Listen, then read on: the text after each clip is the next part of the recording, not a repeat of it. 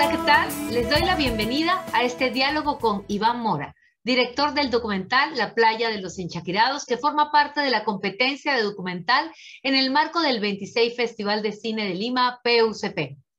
Primero quisiera agradecer a nuestros presentadores, el Ministerio de Cultura del Perú, la Fundación BBVA y al Gran Teatro Nacional, a nuestro patrocinador France 24 y al Instituto Nacional de Radio y Televisión del Perú, IRTP, a nuestro auspiciador, El Comercio, también a nuestros colaboradores especiales, la Embajada Suiza y la Embajada de Francia en el Perú, y a Ejeda por el licenciamiento al festival.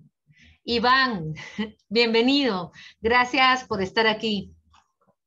Muchísimas gracias por invitarme, con mucho gusto. Bien, el público quiere saber todo sobre tu documental, así que comenzaré con algunas preguntas. Vicky es una pescadora trans, dueña de un bar en Gabao. Una de las cosas que más me llamó la atención es el ambiente de tolerancia, de libertad, respeto que se siente allí en Gabao. ¿Cómo llegaste a Vicky y a esta comunidad y por qué decides llevar adelante este documental? A ver, muy bien. La historia es un poco larga, pero básicamente yo estaba acompañando una investigación de una arqueóloga y un antropólogo que justamente ellos habían hecho este estudio, se llama Hugo Benavides y María Fernanda Ugalde, los académicos, digamos. Y ellos habían hecho, Hugo había hecho este estudio que leía unas escritos de antes de la colonia, digamos, de curas de la época de la colonia, y llegaba a la conclusión o sea, descubría estos personajes que eran como estos sacerdotes que se hacían llamar los enchaquirados, que eran de la zona.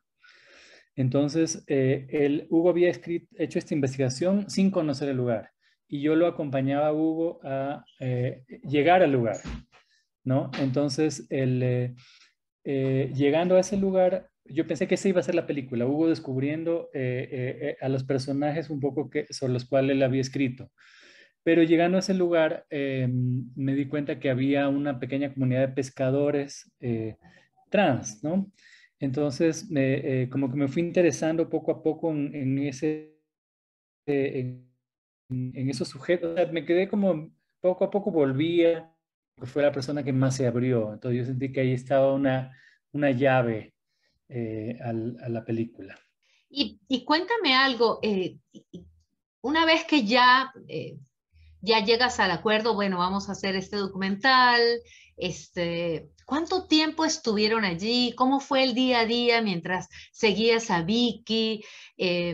Porque claro, está todo esto en el bar, está todas estas confesiones, me acuerdo de esa escena donde está hablando de su relación, de la relación que tuvo, que el otro tenía una pareja, etcétera, etcétera. ¿Cómo fue? ¿Cómo fue seguirla por todos lados? ¿Nos cuentas un poquito? Bueno, el proceso fue que Vicky básicamente tuvo una gran apertura. Entonces, yo sí creo que los documentales necesitan o sea, para que esa puerta con la que uno entra como a la intimidad, necesita una llave maestra. Y yo creo que Vicky era como la llave que nos permitió realmente entrar.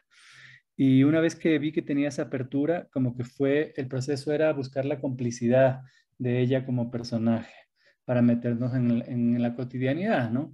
Entonces es un documental que parece un poquito de observación, pero no es de observación, era una observación activa con complicidad de ella, ¿no? Yo le proponía, oye, quiero grabar esto.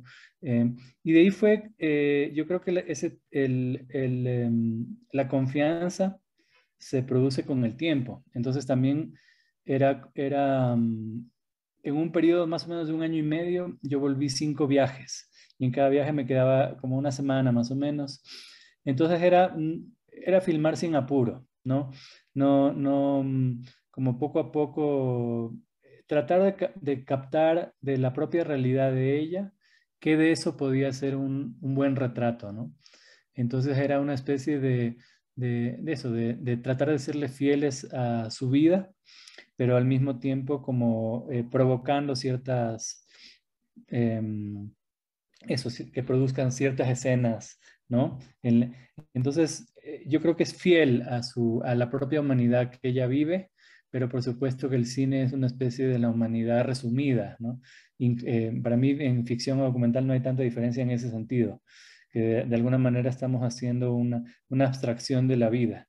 Entonces, pero era como un proceso que era como con el personaje, de acompañarlo de alguna manera para que el retrato sea justo, porque yo creo que fiel no puede ser, la fidelidad no existe, pero que sea justo con el personaje.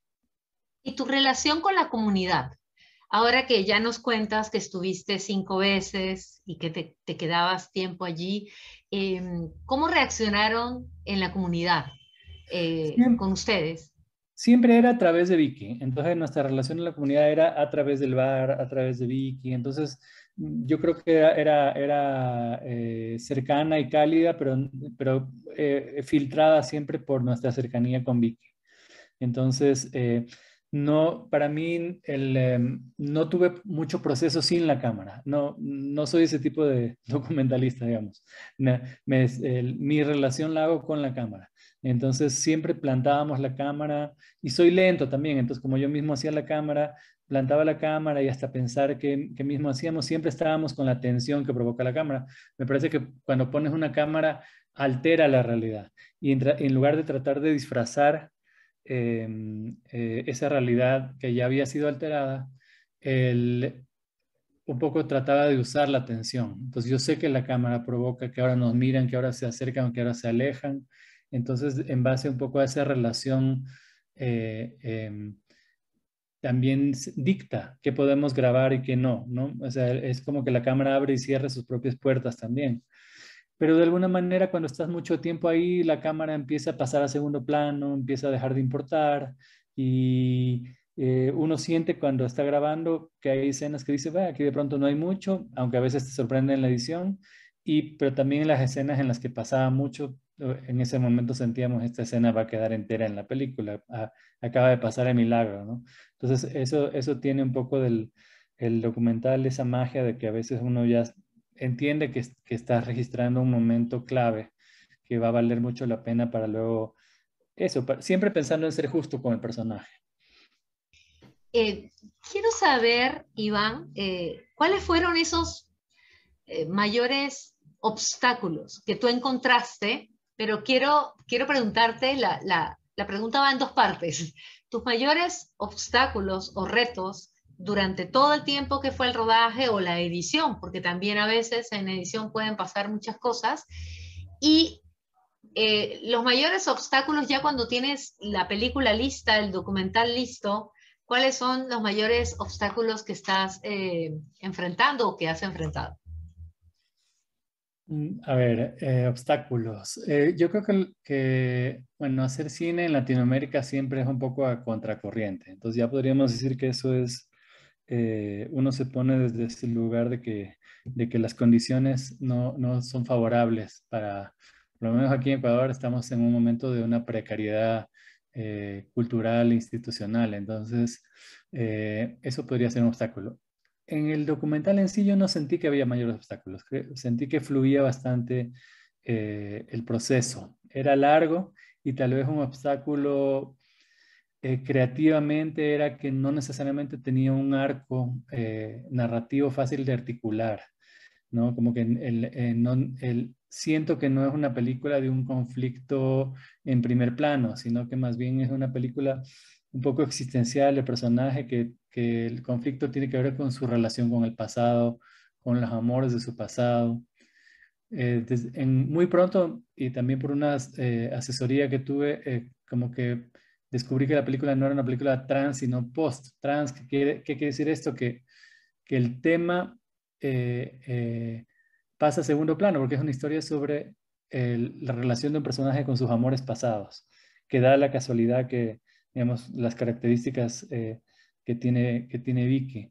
Pero entonces, eso, tal vez el obstáculo o el reto, que más concretamente era articular una narrativa para todos estos momentos, muchas veces bellos. O sea, hay muchos momentos que yo sentía que eran valiosos pero que se fueron quedando en el camino porque no necesariamente construían un hilo, ¿no? Entonces creo que es eso, ¿no?